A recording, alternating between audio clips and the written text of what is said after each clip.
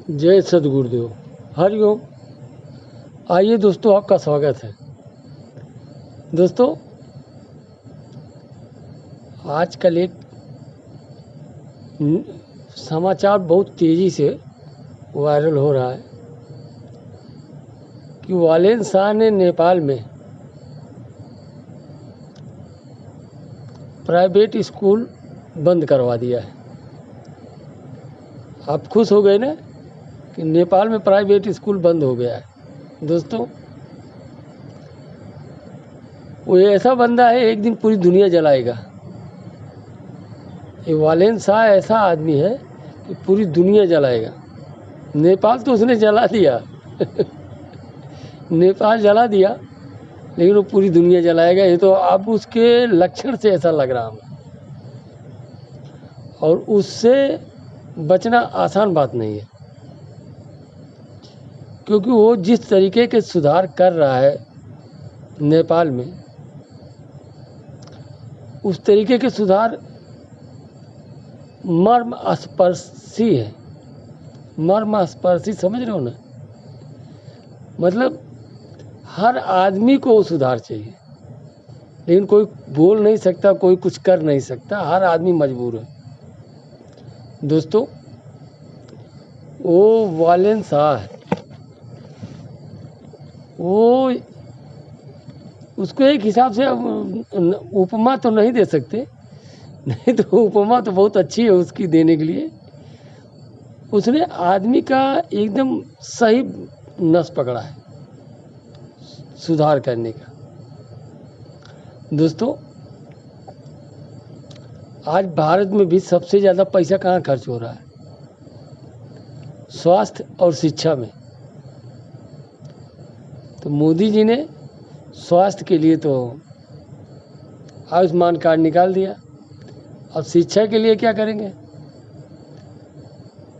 इसके लिए अब एक ही रास्ता है। अगर इस वालेन शाह को रोकना है, भारत में उसकी पैठ को कमज़ोर करना है, उसके विचारों को रोकना है, तो खाली एक ही रास्ता है कि प्राइवेट स्कूल भारत में बंद नहीं हो सकते।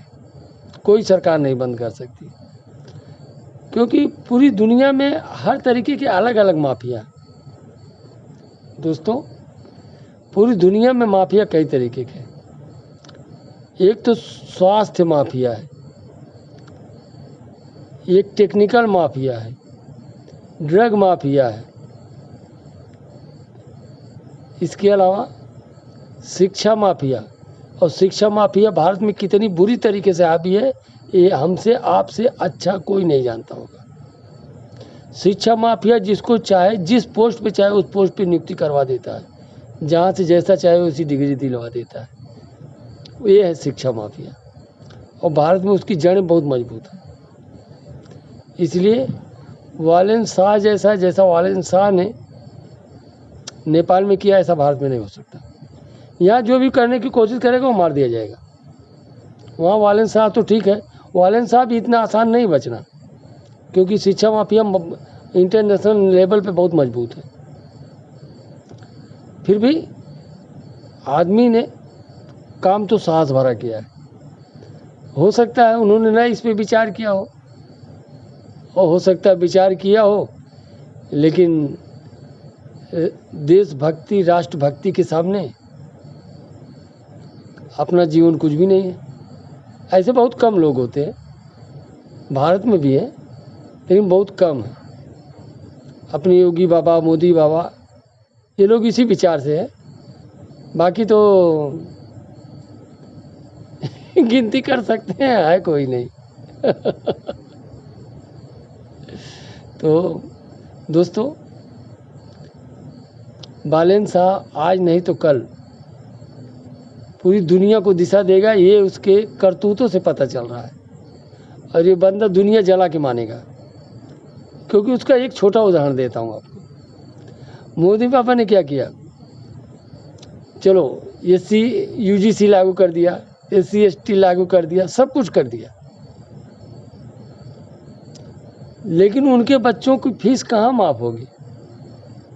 गवर्नमेंट कॉलेज में, प्राइवेट कॉलेज में नहीं। जिसकी फीस महीने की जूनियर केजी की 20,000 और 25,000 है ना, वहाँ क्या वो अपने बच्चे के एडमिशन कराएंगे, क्या पढ़ाएंगे। लेकिन उनके भी दिल में ये चाह है कि मेरा भी बच्चा ऐसे स्कूल में पढ़े जहाँ की फीस 1 लाख, 1.5 लाख, 2 लाख रुपया, 50,000 रुपया महीना हो। और इस मामले में अगर भारत में कभी विद्रोह हुआ, जेनजेड हुआ इस मामले को लेकर, तो चाहे वो ST SC हो, चाहे OBC हो, कोई भी हो, सब लोग एक साथ आ जाएंगे। तो अगर मोदी जी को इन सबको रोकना है तो प्राइवेट सेक्टर में भी UGC लगाना पड़ेगा और प्राइवेट सेक्टर में भी फीस माफ़ करना पड़ेगा। और ये बताना पड़ेगा कि भाई आप लोग वहाँ पर भी अपने बच्चों को सरकारी खर्चे में पढ़ा सकते हो। क्योंकि यही एक पॉइंट हमारी समझ में आ रहा है कि इसी एक पॉइंट पे, चाहे वो विपक्ष के माफिया हों, हैं विपक्ष में है कुछ माफिया।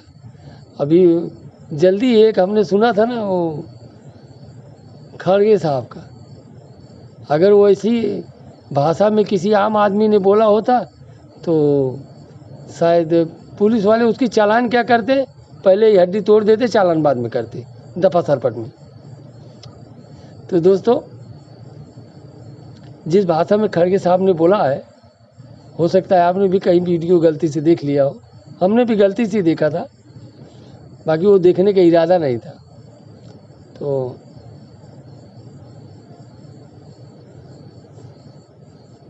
दोस्तों, हाँ, तो हम तो बालन साहब पे चल रहे थे और खड़गे साहब पे चले गए, फिर दिशा उससे भटक गए हम।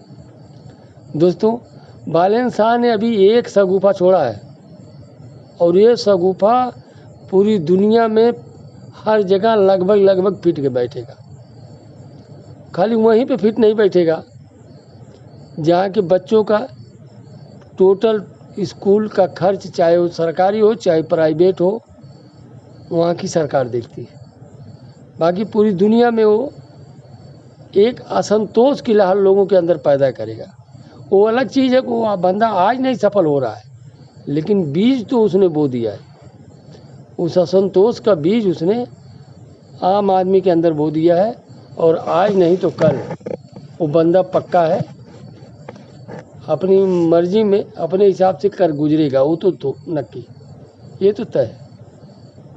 दोस्तों, अगर आपको भी हमारी बातों से कुछ संतुष्टि मिलती हो और आप भी हमारी बातों से कुछ सहमत है तो वीडियो लाइक कमेंट ज़रूर करें।